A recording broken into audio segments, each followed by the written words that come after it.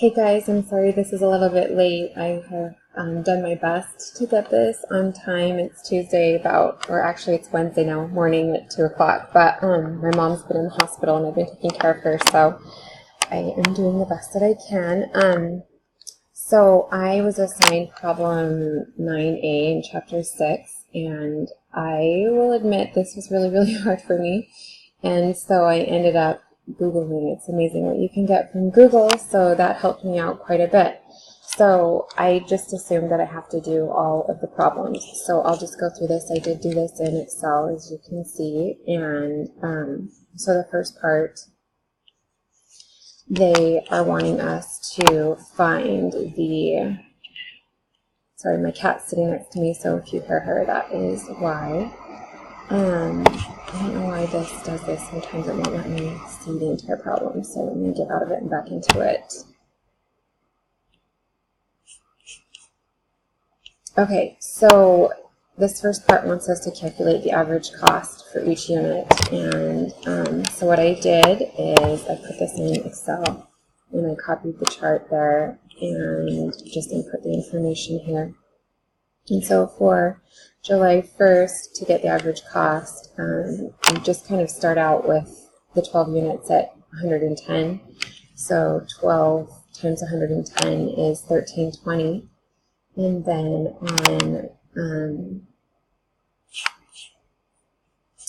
and so the average cost for that unit is 110. And so then on July 6th, on July 1st, we bought 12. And so 12 at 110, 110 is the average cost. And then on July 6th, we sell 9 units. And so since we sell 9, we have 3 left over from the 12 at 110. The average doesn't change because we really haven't done anything. We just started. And so the cost would be $330. And so once again, the average is 110. So then on July 11th, we buy 5 more. And at 117, and so 5 times 117 is 915, but then you need to find the average cost. So to do that, I took the 915 and divided it by 8, which is the 5 plus the 3 here that we had after we sold those 9.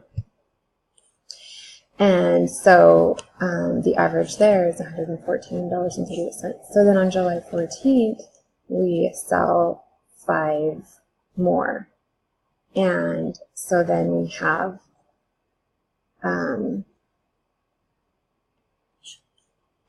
okay, I had to pause for a second, but I did want to backtrack just a little bit. So to find the total here on July 11th, I took the 5 times 117 and then added the 330 from the previous cost.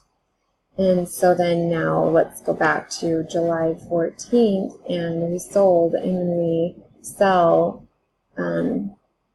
This number doesn't change, but we do use this average right here. So 3 times the average of 114.38, the total is 343.13.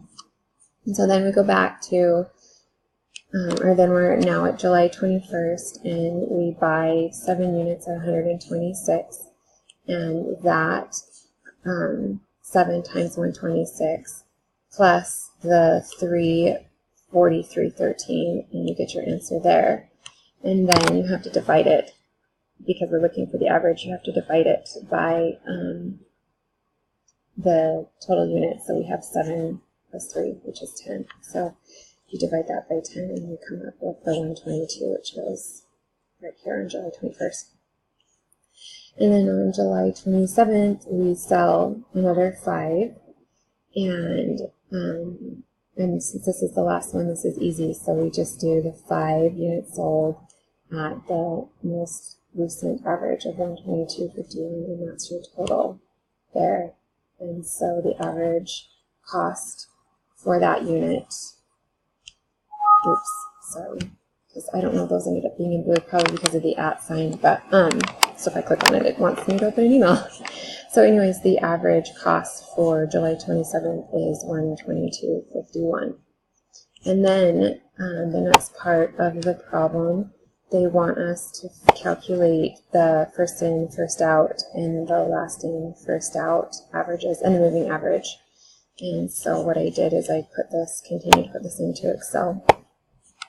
And so on July 1st, we purchased 12 at 110. So that total is 1320. That's easy because we don't have a lot of activity yet. And so then on July 6th, we sell 9 units at the most recent average, or the previous average, which is 110. So you get 90. But because we've sold 9 of the 12, we only have 3 left. So the balance is 3 times 110. You have to use that average is 330. And then on July 11th, we buy 5 more. And so, and you buy 5 at the $117 that's listed here for us. It's given to us, and that's $585. And so that the $585 plus the previous $330 is $915. So that's your balance. And then we come down to July 14th, and we have sold 5 units.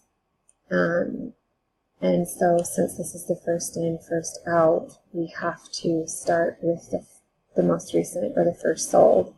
And so that's the average that we use. But looking back here, we only have 3 of the 12 remaining. So we have 3 at 110 plus, but we need 5 since we sold 5. So to get that, then we take 3. To get to 5, we need 2 more. And we take that from the next average amount of 117, and you add those together, and your total is 564. And so then,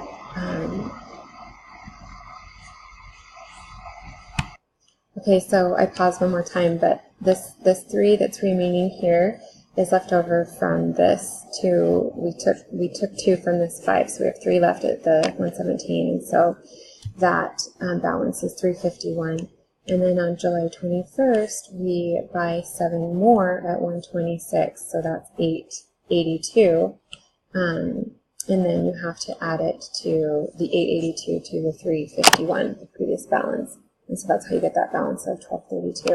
And then on July 27th, we sell 5 more, and so we take the remaining 3 of the 117 and add it to, so we need 5 because we sold 5, so we need to take 2 from here, so 2 at 126. You add those together and you get the 603, and then because there's 5 remaining from this 7, you take the 5 at 126 and you get 630, and that's your ending balance of the first in, first out. And then last in, first out, it's similar. You just start out really easy, the 12 at 110. And that's where you get your answer is 1320. And then on July 6th, we sell 9 at 110, so you stick with this previous average. And then because we have 3 remaining of the 12, after we've sold 9, then you're at 3 at 110, and you get the 330. And then on July 11th, we have oops, sorry, I got blue, and it's open Outlook. And so, on July 11th, we purchased 5 more at 117, and you get that is 580. The total of that 5 times 117 is 585, and then you add that to the previous 330, and then you come down to July 14th, and we sell 5 at the 117, and so those kind of cancel each other out, and so you have the 530, but then you have 3 remaining right here, this 3 remaining at 110, and so we keep the balance there. And then here on July 21st, you purchase another 7 at the 126, as you can see right here. So you purchased another 7 at 126, and that total is 882. But then the equation is you have to add that to the previous balance. So you get the 1212 when you add 882 to 330.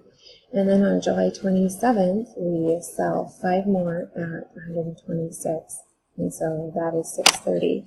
But then, because we sold the 5, and in this case it's last in, first out, we have to go backwards, or we start at the most recent sold.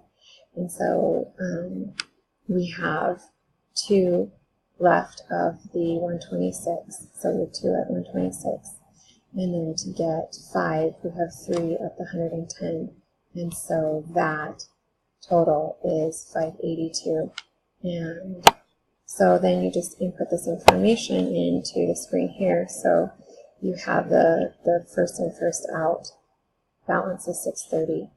And the last in, first out balance will be 582. So you put that in there. And then the moving average is the average that we came up with here, which is the 612.56.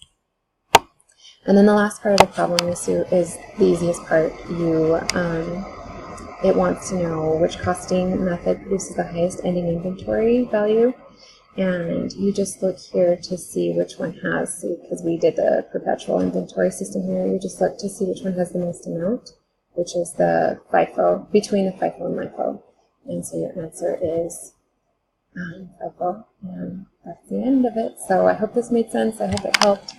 It did not make sense to me, but I think I finally understand it.